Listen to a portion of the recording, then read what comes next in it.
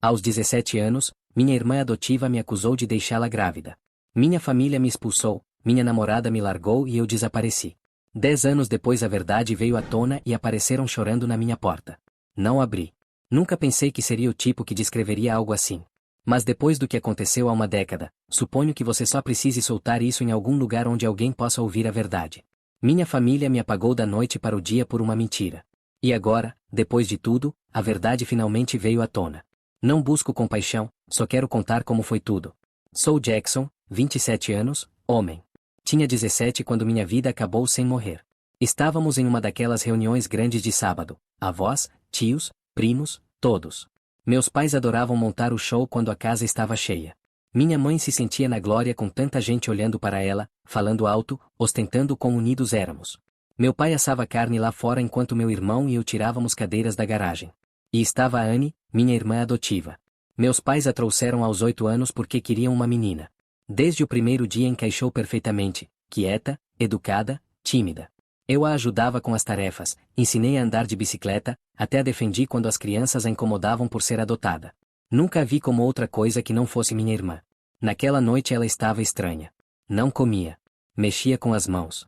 Pensei que talvez estivesse doente ou cansada. Depois do jantar, quando todos estavam na sala, ela se levantou de repente tremendo e disse que tinha que contar algo. Lembro da voz dela. Se quebrava como se estivesse prestes a chorar. Então ela soltou. Jackson me estuprou. Não quis no começo. Todos ficaram congelados. O silêncio só quebrado pelo relógio. Meu cérebro não processava. Pensei que ela estava falando de outra coisa. Talvez algo que deu errado. Talvez estivesse confusa. Então ela acrescentou, estou grávida. A mão do meu pai me agarrou antes que eu pudesse abrir a boca. O punho dele me acertou no rosto com tanta força que tudo ficou branco.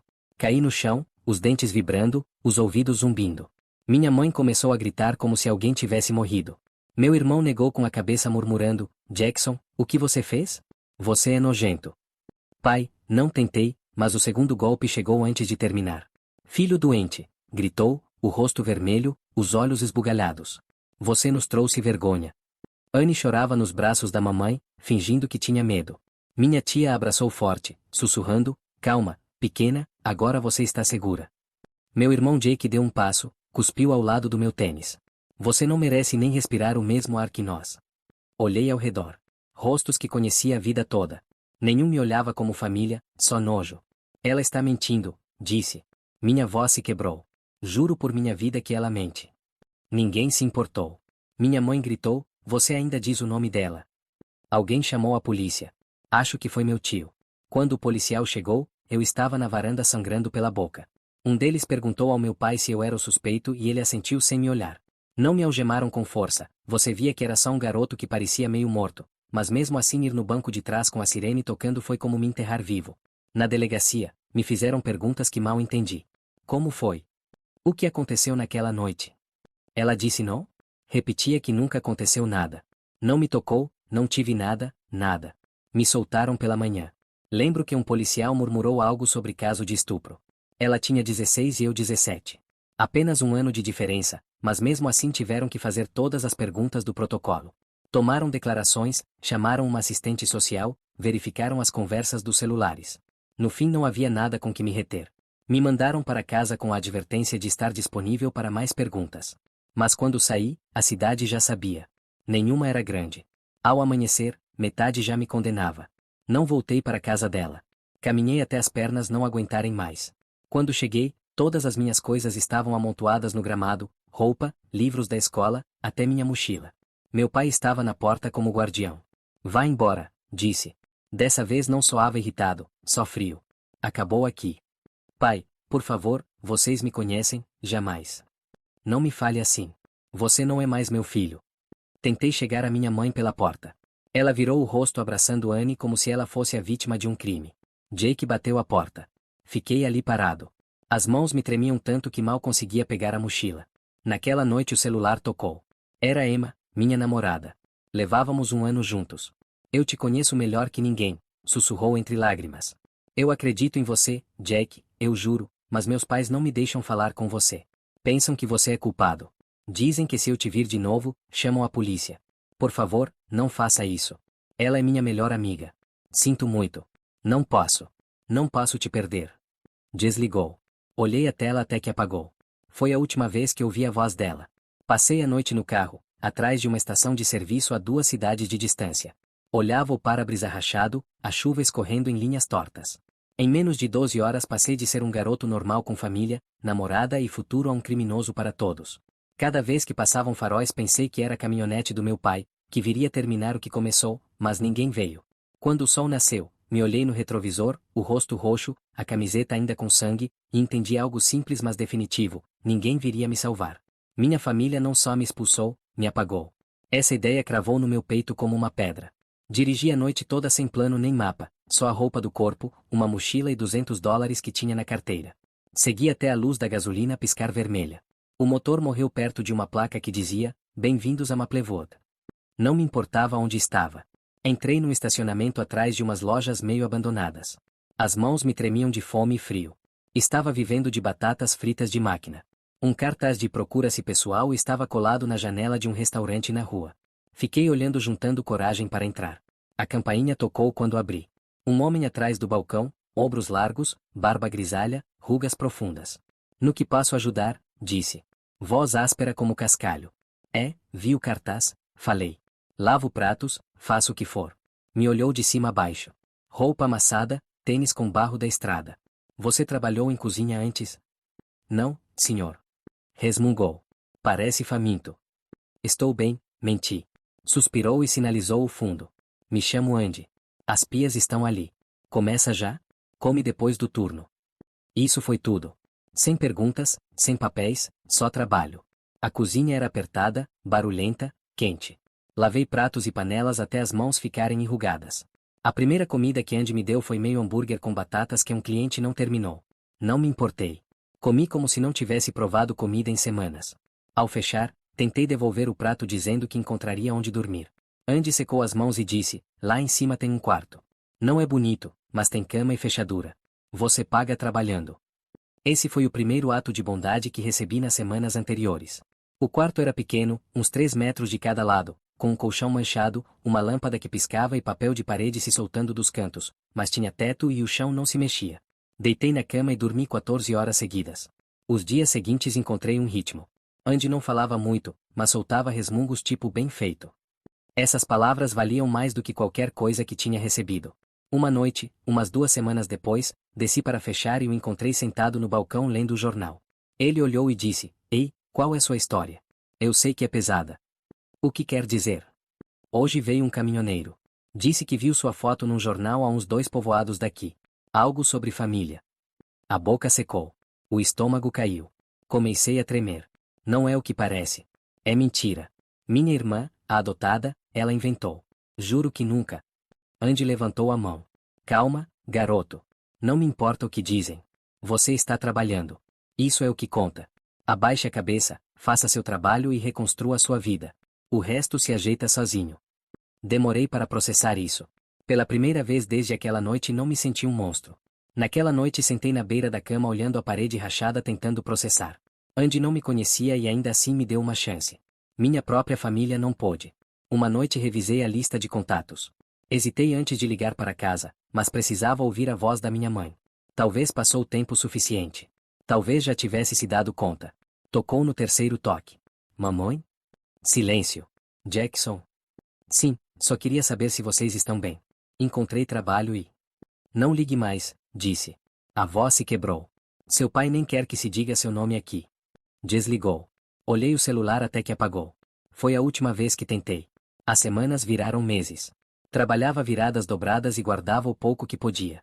Andy começou a me ensinar coisinhas. Arrumar uma torneira que pingava, tapar um buraco, verificar o termostato. Aprenda a consertar coisas, garoto. É a única forma de sobreviver, dizia. Uma noite, depois de fechar, a curiosidade me venceu. Busquei o nome de Anne. Lá estava ela sorrindo em fotos, barriga redonda, a família ao redor segurando balões rosa que diziam: é menina. Minha mãe ao lado orgulhosa, com um bolo em forma de carrinho. Meu irmão num canto rindo como se nada tivesse acontecido. A garganta apertou. O estômago se retorceu tanto que fechei o notebook. Naquela noite decidi que não seria mais Jackson Smith. Algo se apagou. Parei de esperar que alguém viesse atrás. Deixei feliz de ser a versão de mim que foi enterrada. Me joguei de cabeça no restaurante. Chegava antes do amanhecer e ia muito depois de fechar. Arrumava torneiras que vazavam, limpava armadilhas de gordura, aprendi a trocar filtros nas geladeiras antigas. Andy se aproximou. Uma tarde, enquanto desentupia a pia com meio braço enfiado no cano, disse: "Alguma vez pensou em aprender isso? De verdade?" Olhei perdido. Tipo encanamento? Ele riu. Não. Maior. Aquecimento, refrigeração, sistemas de ar. VAC. As pessoas sempre precisam de calor ou frio, garoto. Esse ofício te dá de comer para sempre. Fiquei pensando. Estava farto de lavar pratos. Queria algo que durasse, que não pudessem tirar de mim. Umas semanas depois, Andy me passou um panfleto da faculdade comunitária na estrada. Aulas noturnas, disse deslizando pelo balcão. Você se daria bem. Paga o que pode. Eu cubro o resto até você se estabilizar. Olhei o papel um bom tempo. Ninguém me ofereceu algo assim, nem minha família de sangue. Me inscrevi no dia seguinte. Os primeiros meses foram difíceis. Trabalhava 10 horas no restaurante. Depois pegava o ônibus para a escola noturna, lutando para não dormir nas aulas de compressores e bobinas. Cada vez que consertava algo, quando saía ar frio de uma geladeira, quando uma unidade começava a roncar, sentia uma sensação boa como se estivesse me reparando pedaço por pedaço. Andy continuou empurrando. Não se contente em ser bom, dizia. Faça tão bem que não possam te ignorar. Quando tirei o diploma do ensino médio, já estava na metade do curso de VAC. Comecei a fazer mudanças, reparos, na casa de Andy, nas geladeiras do restaurante, alguns clientes fixos. Quando recebi o certificado pelo correio, Andy o pendurou no corredor do restaurante como se fosse de seu próprio filho. Nada mal para um fugitivo, disse-me dando um tapinha no ombro. Ri, embora a palavra ainda doesse. Com a ajuda de Andy, juntei dinheiro para comprar uma caminhonete usada e um jogo de ferramentas de segunda mão. Deixei o restaurante. Numa tarde de verão, um colega chamado Derek foi acusado de roubar dinheiro da mesa de um cliente. O chefe estava pronto para demitir na hora. Algo no rosto de Derek, o mesmo pânico que tinha visto no espelho 10 anos atrás, me fez interferir. Verifico a geladeira aqui. Todos me olharam. Subi, tirei a tampa e lá estava o dinheiro sugado pelo duto de retorno. O cliente deve ter deixado muito perto. Derek quase chorou. O chefe pediu desculpas ao cliente. Depois Derek me apertou a mão como se eu tivesse salvado a vida dele. Andy soube por um fornecedor e me chamou uma noite. Bem, garoto, disse. Não só consertou o ar, consertou uma confusão. Isso é o que separa os homens dos mecânicos. Fiquei pensando nisso. Os anos passaram assim, trabalho, dormir, repetir. Trabalho de novo. Simples, previsível, seguro. Mas às vezes, ao chegar em casa à noite, sentia um vazio estranho, como se sempre tivesse uma vida enterrada em algum lugar. Uma noite, enquanto fazia faturas, abri uma conta antiga que não tocava há anos. As mãos tremiam ao entrar nas redes. Não devia fazer isso. Lá estavam minha família rindo, sorrindo diante de um bolo de aniversário com uma menina de uns 10 anos, a filha dela. Minha mãe a segurava nos braços. Meu pai com o braço ao redor como se nada tivesse acontecido. Meu irmão no fundo sorrindo como se nunca tivesse cuspido aos meus pés. O texto dizia: Feliz aniversário para nossa menina Milagro. A família é tudo. Continuei rolando até doer. Anne parecia feliz, radiante, como se nunca tivesse arruinado a vida de ninguém. Fechei o notebook e fiquei na escuridão tremendo. Durante anos imaginei que se desmoronavam sem mim, mas não, só me substituíram. Naquela noite fiquei na caminhonete no estacionamento depois do turno e tomei uma decisão. Cheguei em casa, apaguei todas as contas antigas, todo o rastro do sobrenome Smith. Cortei com o passado como quem corta um cabo solto. Na manhã seguinte apresentei os papéis para mudar o nome legalmente. Jackson Winter era o sobrenome de solteira da minha avó, a única que me tratou com carinho de verdade antes de tudo isso. Quando o novo documento chegou, semanas depois, olhei um bom tempo. A foto era diferente, mais dura, mais forte. Já não era um garoto. Naquele dia me despedi da casa que me fizeram e comecei a construir algo que nunca poderiam quebrar. 10 anos depois tinha minha própria empresa, Winter, Calefação e Ar. Só umas 2 caminhonetes, 3 funcionários e uma lista fixa de clientes que confiavam no meu trabalho. Não éramos luxuosos, mas éramos confiáveis. A vida finalmente se estabilizou. Era início de verão quando tudo voltou de repente. Estava consertando uma unidade antiga atrás de uma padaria. O suor escorria pelas costas quando o celular tocou, a vibração não parava no bolso. Número desconhecido, código da minha antiga cidade. Ignorei 2 vezes. Na terceira não parava. Limpei as mãos e atendi. Sim. Winter aqui. Silêncio por um segundo. Então uma voz que não ouvia há mais de 10 anos. Jackson. O peito apertou. Quem é? Sou eu, Emma. Fiquei congelado. Tudo ao redor, o barulho do ventilador, os carros, desapareceu. Emma, como conseguiu meu número? Não devia ligar, mas pensei que você tinha que saber por alguém que de verdade acredita em você. Essa frase só apertou minha garganta. Ela continuou. Prenderam Anne. Pisquei. Por quê? Por mentir, disse. Por acusar outro cara igual a você. O cara já estava se defendendo. Contratou advogado. Investigaram. Descobriu-se que ela inventou tudo de novo e na investigação confessou tudo. Disse que também mentiu sobre você. As palavras bateram como um trem. Sonhei em ouvir algo assim durante anos, mas não me senti como imaginava. Não houve alívio, só vazio. Emma continuou com a voz trêmula. Contou que Anne engravidou depois de uma noite com um revendedor local chamado Vernon. Ele desapareceu quando ela contou. Ela entrou em pânico e te apontou porque você estava lá e todos acreditaram nela. Jackson, você está limpo. Oficialmente. Não consegui falar. A mão adormeceu segurando o telefone. Ela hesitou. Só queria que você soubesse. Lamento que tenha demorado tanto. Obrigado, disse baixinho. Antes que pudesse continuar, sussurrou, estou casada agora, com filhos, mas nunca esqueci o que fizeram com você. Sorri só um pouco, embora ela não pudesse ver. Você foi a única que acreditou, Emma. Não precisa se sentir mal por isso. Falamos mais um minuto. Estranho, mas suave.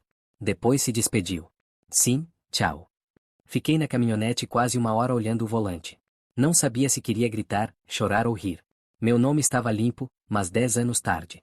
Na manhã seguinte começaram as ligações, números privados, depois e-mails, até a caixa de entrada da empresa recebeu uma mensagem. Por favor, nos ligue. A curiosidade me venceu uma vez. Atendi um número que não conhecia. Jackson, disse uma voz trêmula. Reconheci instantaneamente. Minha mãe. Não desligue, por favor, soltou rápido. Anne contou tudo para a polícia. Não sabíamos. Desliguei. Não, sabiam. Só não quiseram saber. Naquela semana chegou a um jornal local e fizeram uma matéria. Não disse nada. Não me interessavam manchetes nem pena. Queria algo melhor, silêncio. Mas o silêncio não durou. Meu irmão me mandou um e-mail dizendo que tinha sido jovem e idiota e esperava que pudéssemos começar de novo. Meu pai deixou uma mensagem de voz, só queremos te ver, filho. Cometemos erros. Erros. Esquecer um aniversário é um erro. O que fizeram foi uma escolha. Em vez de responder, escrevi cartas, não as que esperavam. Nada de perdão, nem palavras suaves, só verdade. Contei cada noite que dormi no carro tremendo. O quarto com mofo e Andy, o desconhecido que me refugiou quando minha própria família me jogou na rua. Como troquei minha carteira de identidade da escola porque o sobrenome deles me dava náusea. Como me senti ao vê-los em fotos ao lado de Anne e sua filha enquanto lavava a gordura de pratos do restaurante. Disse que não só foderam minha reputação, mataram meu lar, a confiança e qualquer pedaço de paz que me restava. Terminei todas as cartas igual, não acreditaram em mim quando disse a verdade. Agora vivam com isso. Nunca as mandei. Guardei numa caixa de sapatos e deixei na gaveta do escritório. Naquela noite, enquanto revisava faturas na mesa, olhei ao redor, as ferramentas, as caminhonetes, o nome da empresa pintado na parede, tudo feito com minhas mãos. O que perdi se foi para sempre, mas o que construí ninguém tirava de mim. Pela primeira vez em anos não me senti apagado, me senti escrito de novo, não por eles, mas por mim. Mas a paz não dura muito. Quando a verdade de Anne se espalhou pela cidade, as mesmas pessoas que me jogaram no lixo de repente se lembraram que eu existia. Começou com uma batida na porta do trabalho numa tarde. Estava instalando uma unidade de termostato no escritório quando ouvi. Jackson. Fiquei tenso. Me virei e lá estava minha mãe. Parecia menor, mais velha, como se tivessem sugado a vida dela. O cabelo grisalho nas raízes, as mãos balançando com uma travessa coberta de papel alumínio. Fiz seu favorito, disse baixinho. Frango com arroz. Você adorava. Por um segundo não consegui me mexer. O cheiro me atingiu e o estômago se revirou. Lembrei da última vez que ela cozinhou para mim. A noite antes de tudo explodir. O que você faz aqui? Os olhos encheram de lágrimas. Só queria te ver, pedir perdão. Nos enganamos. Anne mentiu. Agora sim sabemos. Me apoiei na bancada. Você chegou 10 anos atrasada. Assoou o nariz. Não sabia o que acreditar naquele momento. Ela chorava e seu pai a abraçou. Não quero ouvir. Você não me deixou falar. Me expulsou e disse para nunca mais ligar. Deu um passo. Por favor, Jack, não seja assim. Vá embora, disse. Você perdeu esse direito. Ficou parada como se tivesse levado um tapa. Apontei a porta. Vá embora. Hesitou. Deixou a travessa na mesa. Por favor, filho, por favor. Olhei fixo. Jogue fora quando sair. Quando fechou a porta não senti nada, nem raiva, nem pena, nada. 2 dias depois, apareceu meu pai. Estava num serviço quando vi esperando fora do escritório. Apoiado na caminhonete como se fosse dono do lugar, sorriu como se tivéssemos tido uma briga qualquer há anos. Ei, filho. Não respondi. Foi bem, disse olhando ao redor. Negócio, caminhonetes, funcionários. Estou orgulhoso. Vá direto ao ponto. Mexeu a mandíbula. Sua mãe não está bem, chora todos os dias. Pensei que se nos juntássemos, esclareceríamos o ar. Esclarecer o ar? Quase ri. Você me bateu e me expulsou. Me deixou na rua. Esclareceu o ar naquela noite quando disse que não era seu pai. Suspirou irritado. Estava furioso. Você tem que entender que foi outro momento. Parecia mal. Ou seja, bateu primeiro, perguntou nunca. A cara ficou tensa. Não tem como continuar agarrado ao ódio, filho. Não me agarro ao ódio, disse tirando o celular. Me agarro ao respeito próprio. Franziu a testa. O que está fazendo? Abriu um número. Segurança. Tem um intruso na frente. Cara grande com jaqueta vermelha. A cara mudou na hora. Vai chamar segurança para seu próprio pai? Você não é meu pai, disse. É um desconhecido que arruinou minha vida. O guarda do prédio ao lado veio em minutos. Pediu que ele fosse embora. Meu pai resmungou xingamentos até a caminhonete, fechou com um estrondo e saiu queimando o pneu. Quando o silêncio voltou, fiquei sentado no escritório olhando o lugar onde ele estava. Enquanto isso, rumores se espalhavam pelos velhos contatos. Minha família estava se desmoronando. Meu pai perdeu o emprego na fábrica depois de gritar com um chefe. Dizem que quase o prenderam. Minha mãe mal saía de casa. Os vizinhos diziam que estava doente e não era a mesma. A mulher do meu irmão pegou as crianças e se mudou com os pais depois de descobrir o que aconteceu. Tudo que armaram, essa fachada de família perfeita, estava caindo aos pedaços. As pessoas dizem que o karma se atrasa. Eu digo que foi pontual. Mais tarde, meu funcionário Kevin entrou com uma caixinha. Chefe, isso estava na porta. Dentro tinha cartas, dúzias. Meu nome, Jackson Smith, escrito em todas com letra trêmula, sem remetente. Não precisava abrir para saber de quem era. Minha mãe sempre foi dramática com a letra. Levei a caixa para o fundo, coloquei numa prateleira acima das latas e fui embora. Naquela noite fiquei no escritório olhando a janela onde estavam as cartas. Pensei em todas as palavras que deviam ter, desculpas, arrependimentos, talvez versículos da Bíblia sobre perdão. Mas o perdão é um luxo para quem não dormiu noites no carro se perguntando por que ninguém acreditou. Não queria fechamento, queria distância, então deixei as cartas fechadas. Guardei todas naquela caixa trancada. Queriam perdão porque aliviava o peso deles, não porque mereciam. Não pedi e não me importei. Olhei para o céu e murmurei, me apagaram uma vez. Agora eu os apago para sempre. Pensei que tinha terminado tudo, mas o passado sempre encontra brechas para se colar.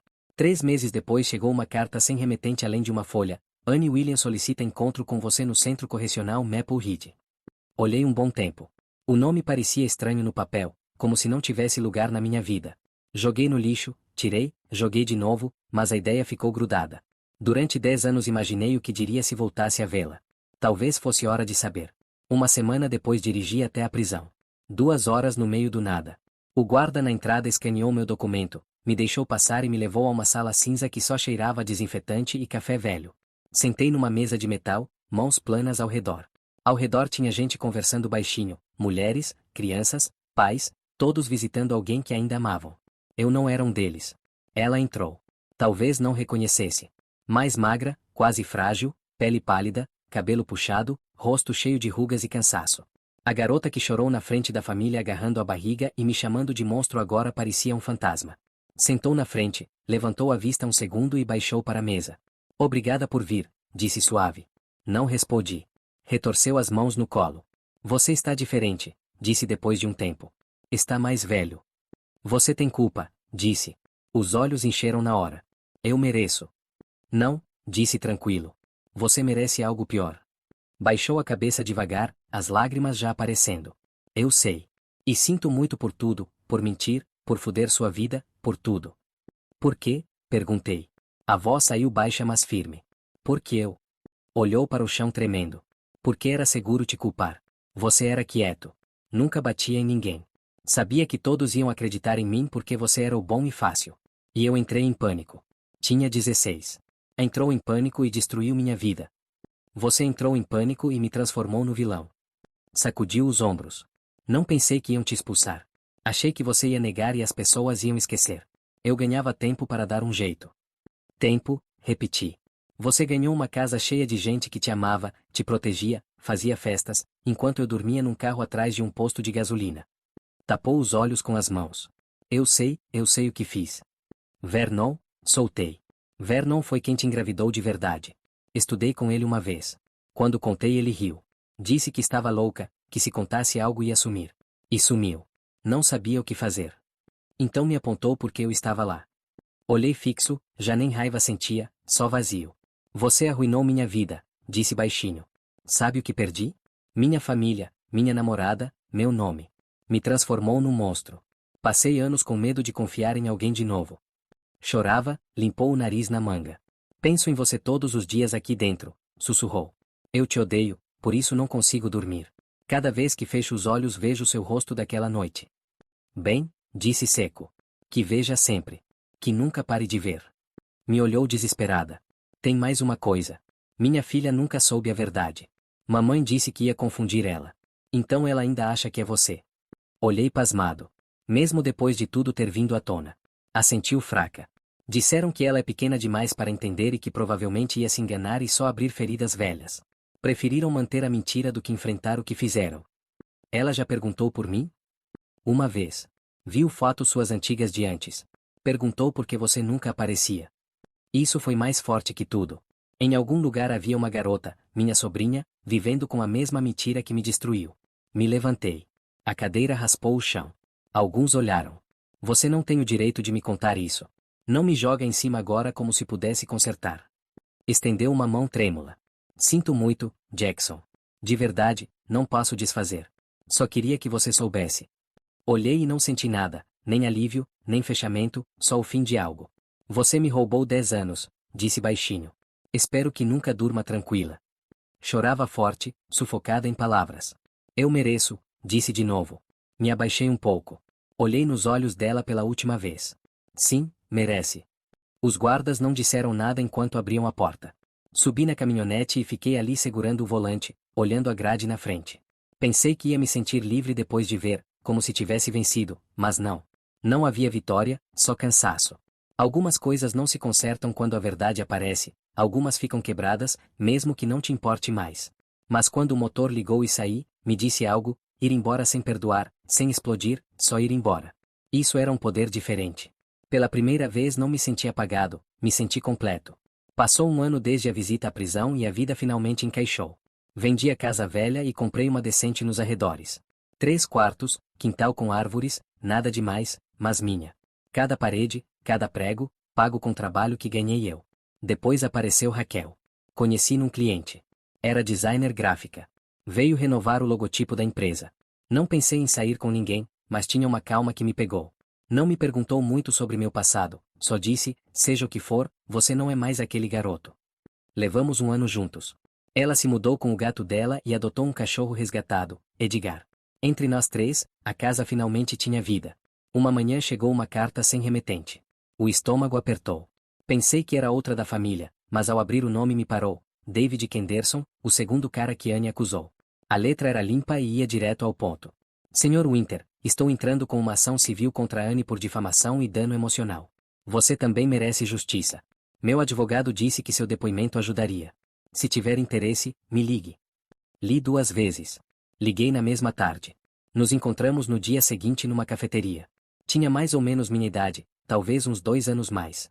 Estendeu a mão como se nos conhecêssemos de sempre. Estranho, né? Disse. Estar conectado por algo que fudeu os dois. Sim, disse. Mas suponho que os dois sobrevivemos. Falamos 1 hora sobre tudo. Quando me perguntou se eu ia testemunhar na ação, não hesitei. Estou dentro. O processo durou meses, mas dessa vez não me escondi. Fui ao tribunal, sentei na frente de Anne e contei a verdade, tranquilo, firme, sem raiva. Nem olhei para eles ao falar. Os advogados colocaram tudo na mesa, as acusações falsas, a manipulação, o dano emocional, as tentativas de fazer isso 2 vezes. Quando o juiz deu o veredicto, a sala se calou. Ao sair do tribunal, me senti mais leve que nunca. Meu nome estava oficialmente limpo, mas era mais que isso. Era como se um fantasma tivesse parado de me seguir. Pela primeira vez, meu nome não estava enterrado em segredos. Estava ao lado de palavras como verdade, justiça, absolvição. Depois chegou a mensagem de voz. Era tarde, quase meia-noite.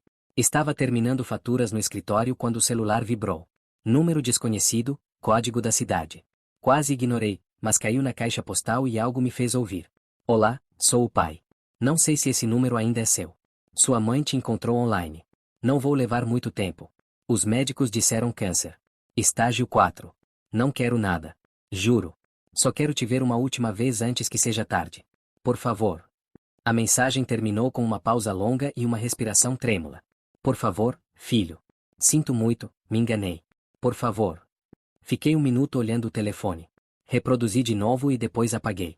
Não por raiva, não por vingança, só porque não significava nada. Lembrei da noite que me bateu, o olhar nos olhos dele quando disse que eu não era seu filho. Lembrei de dormir no carro atrás do posto sentindo gosto de sangue e chuva. Ele escolheu a verdade dele. Agora eu escolho a minha. Me tirou do frio uma vez, murmurei. Agora arrume o ar de outro. Que ironia, suponho. E que paz. Me apagaram uma vez, mas me reconstruí. E dessa vez minha história termina como eu quero, firme, calado e sempre para frente.